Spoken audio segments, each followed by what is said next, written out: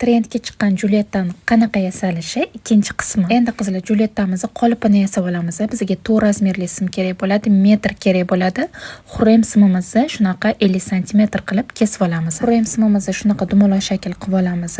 Birlashtirib 4 razmerli sim bilan o'rab olamiz. Hammasi sig'ishi uchun tezlashtirib ko'rsatdim. Albatta kursimda bunaqa ko'rsatilmagan, hammasi tushuntirilib ko'rsatilgan. Julyettamiz ustiga xurem simni shunaqa X qilib birlashtirib olamiz. Ustidagi simlari 20 sm dan bo'ldi, balandligi 4 sm bo'ldi. Sizga sifatli, yorug', tushunarli darslik kerak bo'lsa, meni kursimga qo'shilib olinglar. Menga podpiska bo'lish esingizdan chiqmasin. Bu yog'iga sizlarga tez-tez bepul darsliklar joylab turaman. Julyettamiz ham tayyor bo'ldi. Ustiga shunaqa X qilib olganimizdan keyin uni ustidan fetrani yopishtirib oldim kley bilan. Endi ustidan shunaqa setkani pistolet kley bilan yopishtirib olaman.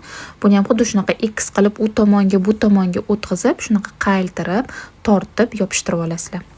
Mana tayyor bo'ldi Julyettamiz ham. Mana qolipini ham bilib oldinglar qanaqa yasalishini. Ustini xohlagancha bezatsanglar bo'ladi. Shu tikib olgan durlarimni fetraga endi hammasini Julyettaga tikib chiqaman. Shunaqa shakl berib. Orasiga sirkon ko'zlar ham qo'shdim, durlar ham, pistollar ham tiksanglar bo'ladi qizlar.